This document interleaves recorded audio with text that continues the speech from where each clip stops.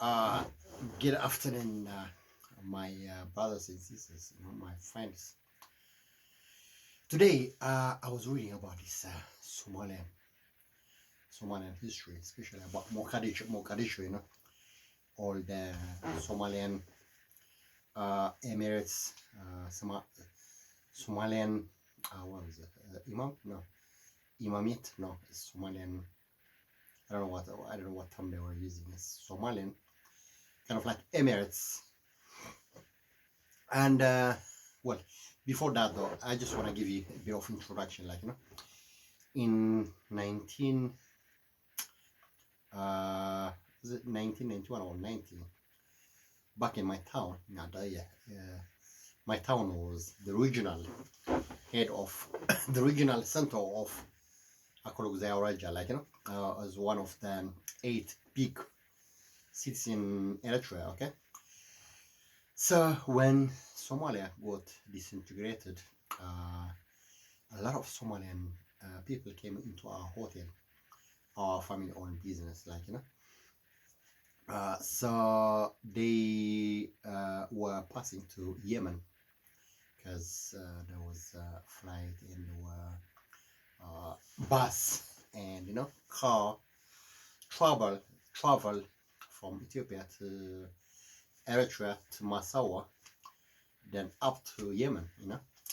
A lot of them a lot of them came and stayed in our hotel. I remember a lot of them, and the woman was so tall and long hair, extremely very beautiful, all of them were very tall, and I was very young at that time. I think I was probably around, maybe, I don't know, maybe 17ish kind of thing. I'm not 100% sure.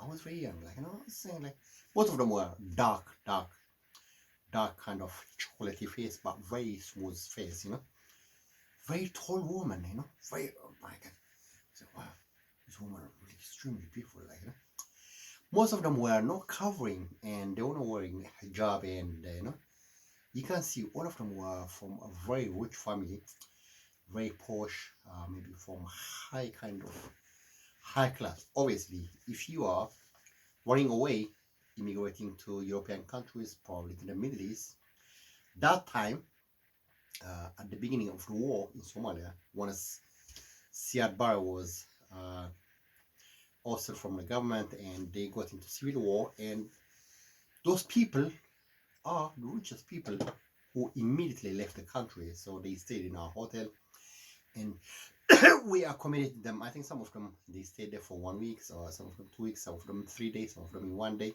So their objective was to go to Saudi Arabia, maybe to Yemen, all these Middle East countries, via Massawa. They were not covering their face, their faces, their hair, extremely very confident, just like us, like the Eritrean Christian, like the Eritrean Ethiopian Christian woman, and obviously you can, there was a lot of clutter, all the noise and everything, obviously they were kind of getting a bit nervous, and obviously, it was a country, a very rich country, the longest seashore in Africa, it's not a joke, very rich country, extremely strategical in terms of trade to the whole globe, as a trade hub. And these families were very posh, and always it was painted in my mind, all these women, extremely tall, very beautiful, like that. Very, very beautiful people, And so today I was reading about this Somalia.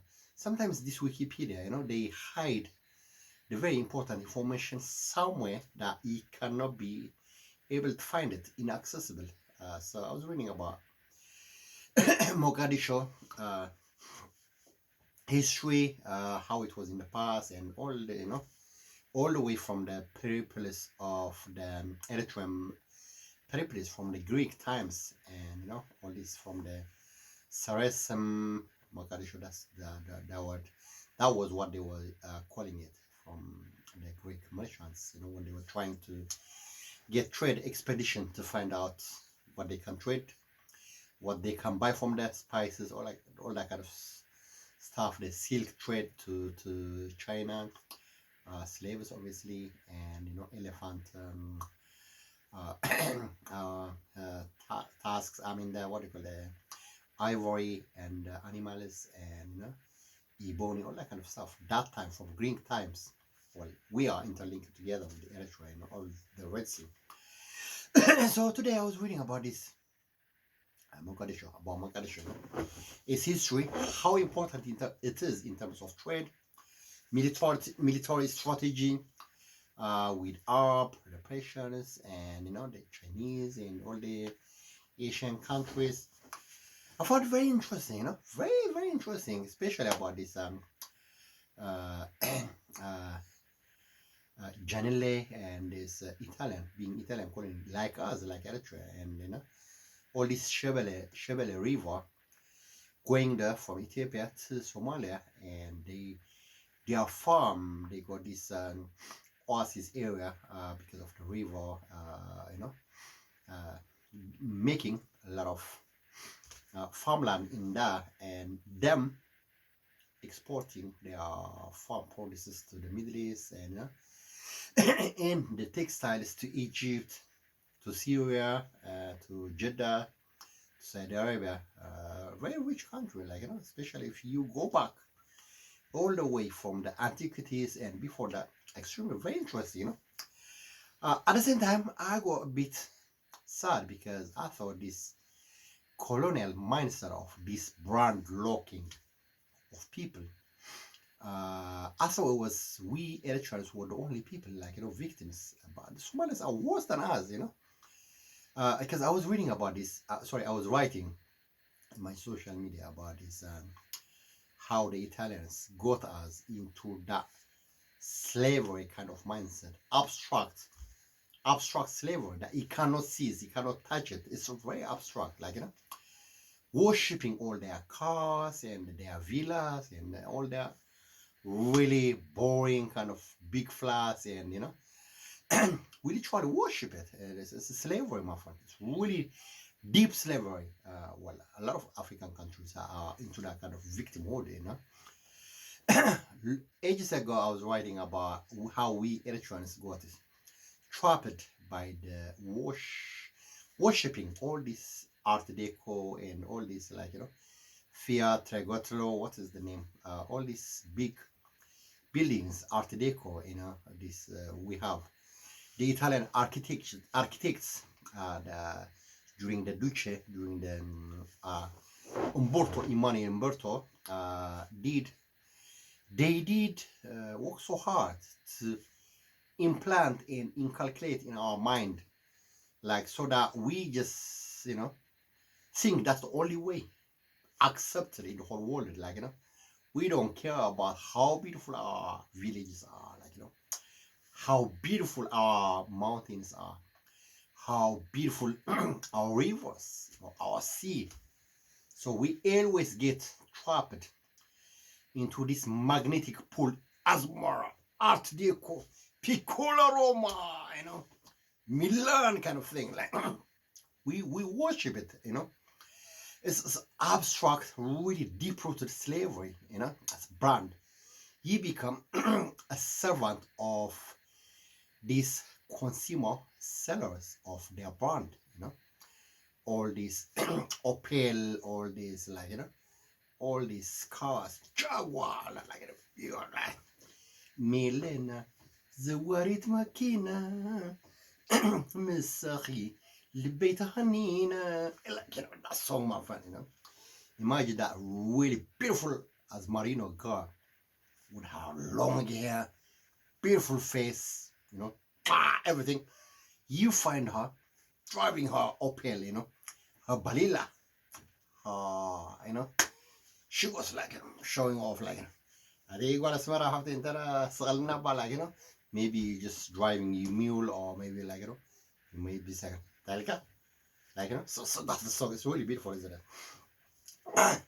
So this worship of their cars, their villas, it got us trapped into this worship of this big label, this big brand. It was done very carefully, analyze it, and They just go out. It's like the cigarette nicotine. It's maybe like hashish, maybe like a drug, marijuana. It's the worse than that, my friend. Like, because it's just you don't accept yourself.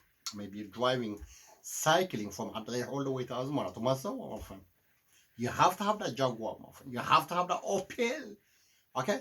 You have to have that, what's that car? Maserati. Otherwise, people are gonna respect you, you know. They're not gonna accept you. You are the little villager driving his horse, maybe like, you know, his bicycle, really dirty from the village, from the Hilmo.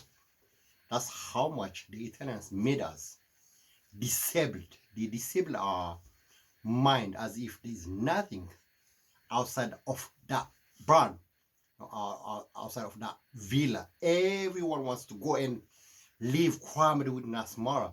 Maybe with one room in Nasmara, in somewhere in the flats, like all these cardboard, old, dilapidated, kind of like, you know, wobbling flats, living maybe 6 bedrooms in the village, in the town. This is how much deep-rooted slavery, mind slavery, intellectual slavery, that we are trapped in Eritrea.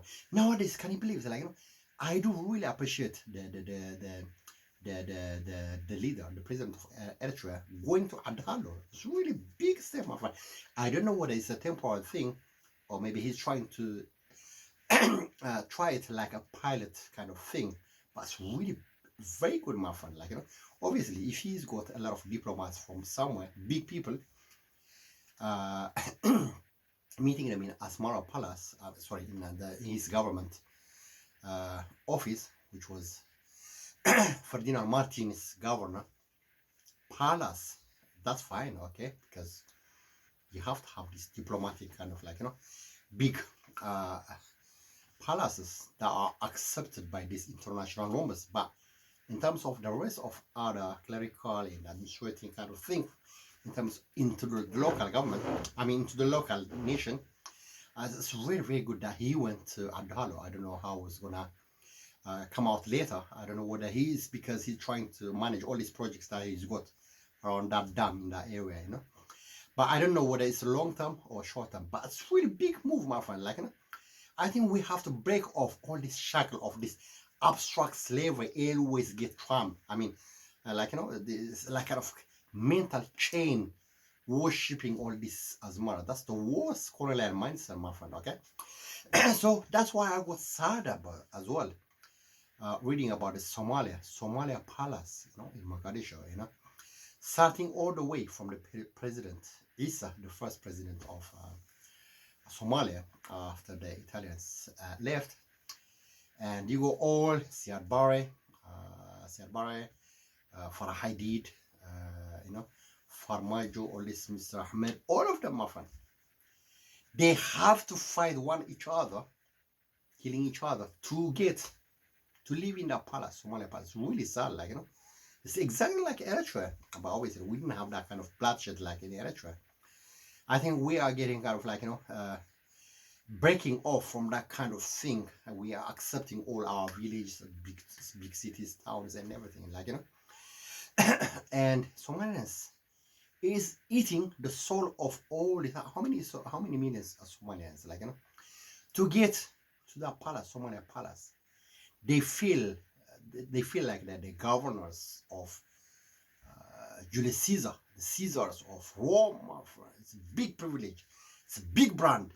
It's worshiping the brand, my friend. Like, you know, well, the architects, Art Deco, similar like Asmara Art Decos, you know, they made the palace facing whole big vast of this Indian Ocean, big space, like, you know.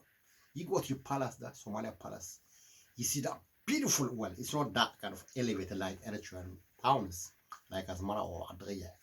It's really low level, like, you know, maybe 50 meters above the sea level, but still big view.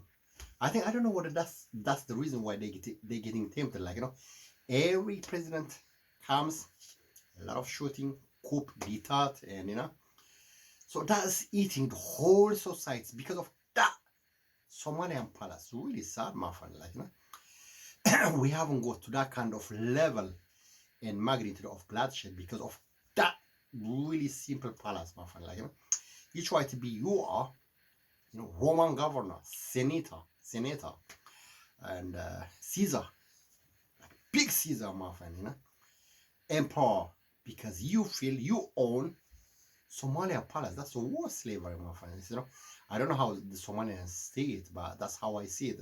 I was feeling really, very, very sad, you know, because you can understand exactly. Because being Eritrean, that we are battling with, the problem that we got in Eritrea, still is happening in Somalia. Even worse, my friend. Like, you know, you expect them, because the majority of Somalian people, of course, like, you know, they are city states and everything. I'm not trying to kind of like, you know, say they are not that, you know, advanced social thinking, all that kind of stuff. They are really advanced, you know, especially going all their history, their trade links with Constantinople, now Istanbul, and, you know, Syria, Saudi Arabia.